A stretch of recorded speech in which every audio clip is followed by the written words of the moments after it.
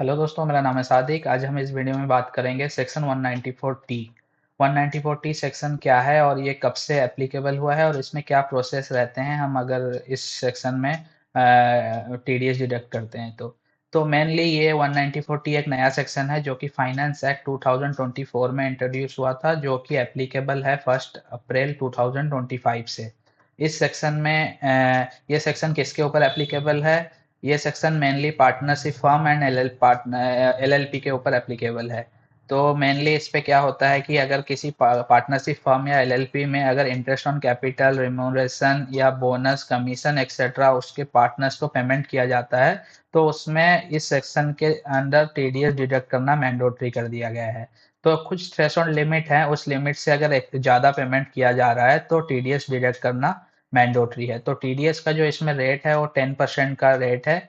और इसमें अगर किसी एक फाइनेंशियल ईयर में 20,000 रुपीज से एवब का किसी पार्टनर्स को कोई भी पेमेंट किया जा रहा है इन सब के हेड रिगार्डिंग, जैसे कि रिमूनरेशन या इंटरेस्ट ऑन कैपिटल या बोनस या कमीशन एक्सेट्रा के अगेंस्ट में, तो टीडीएस डिडक्ट होना मैंडेटरी है। अगर कोई एक पार्टनरशिप फर्म या एलएलपी टीडीएस डिडक्ट नहीं करता है तो उसमें उसका ये प्रॉब्लम हो सकता है कि जब वो अपना एक्सपेंस बुक करता है अपने प्रॉफिट एंड लॉस में, तो वो डिसअलाउ हो जाएगा।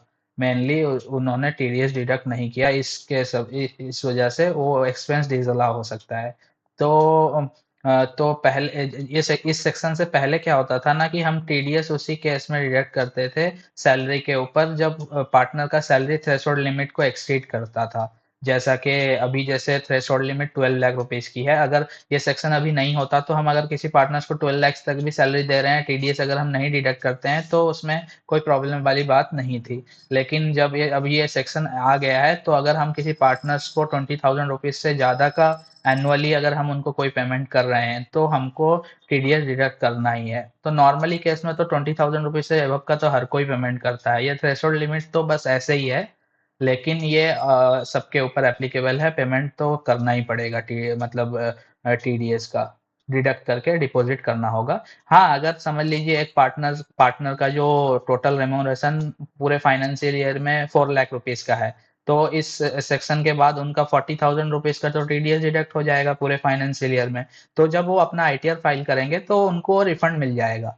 रिफंड, लेकिन at the time of payment TDS deduct होना मैंडेटरी है, क्योंकि फर्म का जो एक्सपेंस है वो डिसअलाउ हो सकता है। तो मेनली इसमें जो टीडीएस का जो रेट है मैंने बताया जैसा कि 10% का ही है। अगर किसी का पैन इनएक्टिव वगैरह है तो उस केस में 20% हो जाता है। लेकिन ये तो नॉर्म मतलब सबका पैन एक्टिव ही रहता है, ये बहुत रेयर केसेस होते हैं कि किसी का पैन इनएक्टिव है या इस टाइप में कि जो रहते हैं। और बाकी रहा कि इस पे क्या है, एक एग्जांपल जैसे समझ लेते हैं, जैसे हम किसी पार्टनर्स को 2.5 लाख का रेम्यूनरेशन पे कर रहे हैं, capital 1 lakh, interest on capital 1 lakh है, टोटल पेमेंट हुआ 3,50,000। तो न, अगर इस सेक्शन में 35,000 टीडीएस डिडक्ट करके डिपॉजिट करना होगा और बैलेंस 3,15,000 हम उनको ट्रांसफर करेंगे। अगर ये सेक्शन नहीं था तो हम उनको 3,50,000 रुपीज पेमेंट कर सकते थे, जो कि पहले जेन्युइन भी था।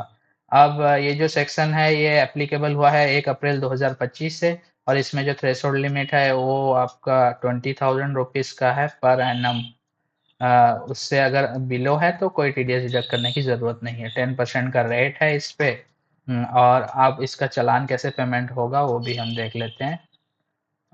इसमें आप पार्टनरशिप का टीडीएस का लॉगिन कर लेंगे, न्यू पेमेंट में जाना है, असेसमेंट ईयर 26 पे टीडीएस, यहाँ सर्च करते हैं, रेमोरेशन आ गया, हाँ ये है, इसको क्लिक करेंगे। अब यहाँ पे आपको जितना भी टीडीएस डिडक्ट हुआ है वो डिपॉजिट मान के चलिए, हम उस एग्जांपल में देखे थे 35,000।